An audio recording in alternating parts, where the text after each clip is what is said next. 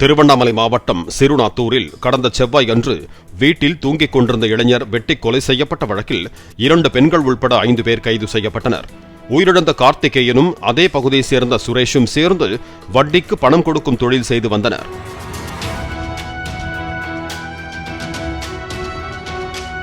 கணக்கு வழக்கில் ஏற்பட்ட பிரச்சனை காரணமாக பிரிந்த நிலையில் சுரேஷ் குறித்து அவதூறு பரப்பி வந்ததால் தனது மனைவி உள்ளிட்டோருடன் சேர்ந்து கார்த்திகேயன் கொலை செய்யப்பட்டதாக போலீசார் தெரிவித்தனர்.